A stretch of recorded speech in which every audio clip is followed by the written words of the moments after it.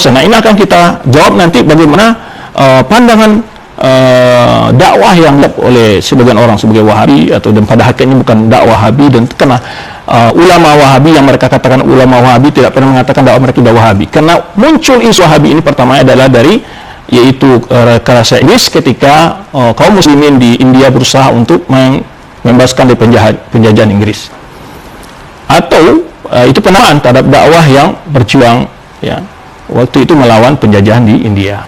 Masih banyak sebetulnya, kalau kita cerita akan banyak ya, banyak akan terungkap fakta-fakta di sini nanti. Dan di Indonesia sudah lama. Maka kalau kita lihat Hamka itu Wahabi, dan bagaimana pandangan Hamka pada Wahabi? Hamka tidak menyisakan Wahabi karena dia membaca, tahu ya gimana pemikiran ulama-ulama yang dicap Wahabi itu dibaca oleh dia, sehingga dia tidak. Soekarno juga menjelaskan antara Wahabi, dan bahkan menyatakan bahwa kehidupan yang murni memiliki kepada murni yang murni. Kalau kita cerita dengan fakta ya, maka isu Wahabi kadang-kadang adalah untuk kepentingan yang tertentu, wallahu a'lam bishawab. Jadi penamaan Salafiyah itu bukan ganti nama dari Wahabi, karena Salafiyah itu sudah dahulu nama dari Wahabi, tidak ada pernah diganti. Tapi yang memberi istilah Salafi Wahabi itu yang pertama memberi istilah adalah Saqaf, seorang orang Syi'i di Urdun. Jadi Syi'ir ini atau Simir ini itu sebetulnya nukil dari buku yang ada di PDF-nya, yaitu Salafi Wahabi, Salafi Wahabiyah. Ya, jadi kalau apa yang mereka lakukan, saya tahu dari mana bahan-bahan yang mereka ambil untuk menyebarkan syubhat-syubhat di tengah umat. Ya. Baik. Orang-orang Wahabi sekarang merasa malu dengan nama Wahabi. Dahulu Wahabi itu merasa bangga dengan nama Wahabi. Dan di dalam kitab-kitab ulama Wahabi periode awal, seperti di dalam kitab Ad-Durarus Saniyah yang tebalnya kira-kira 12 jilid, itu tidak ada sebutan nama Al-Harakatus Salafiyah, gerakan Salafi, atau Ad-Da'watus Salafiyah, dakwah kaum Salafi, gak ada.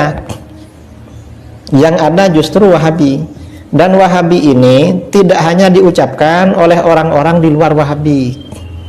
Memang ada orang-orang di luar Wahabi, seperti saudaranya pendiri Wahabi, Syekh Sulaiman bin Abdul Wahab. Jadi Syekh Muhammad bin Abdul Wahab ini punya saudara yang sangat alim dan ahlus sunnah, Syekh Sulaiman bin Abdul Wahab. Syekh Sulaiman ini menulis kitab berjudul As-Sawa'iqul Ilahiyah fir Raddi 'alal Wahabiyah. Petir-petir Tuhan dalam membantah terhadap kesesatan Wahabi. Ini saudaranya sendiri. Dan dari kalangan ulama Wahabi banyak yang menyebutkan nama Wahabi. Misalnya kalau kita buka di dalam kitab Ad-Durarus Saniyah fil Ajwibah An-Najdiyah yang diterbitkan secara resmi oleh Saudi Arabia, ada surat dari Syekh Muhammad bin Abdul Latif Al-Syekh. Dia di dalam surat itu menulis wasara ba'dun nas yasma'u bina ma'asyiral wahabiyah. Sebagian orang mulai mendengar kami golongan Wahabi.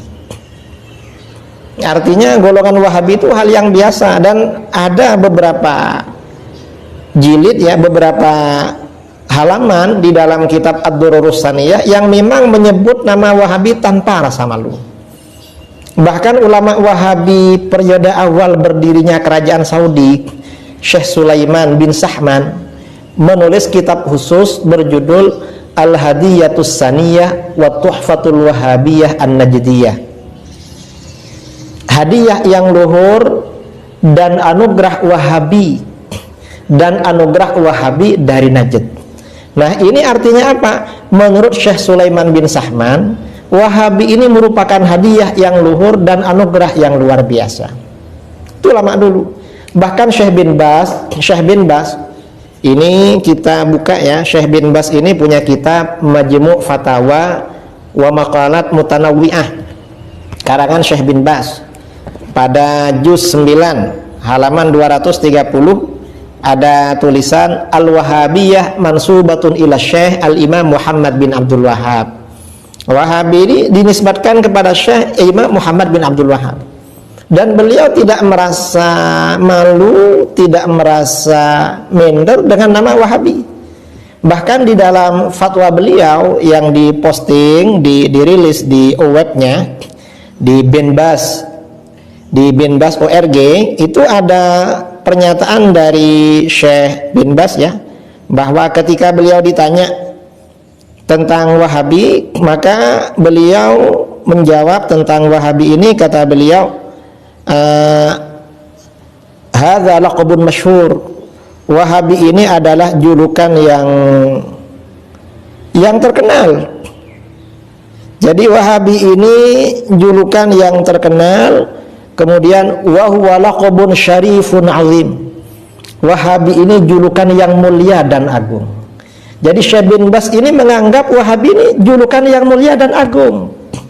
Nah, kalau orang Wahabi sekarang bilang bahwa yang pertama kali mengatakan Wahabi ini orang luar, berarti orang luar ini memberikan hadiah yang mulia dan agung.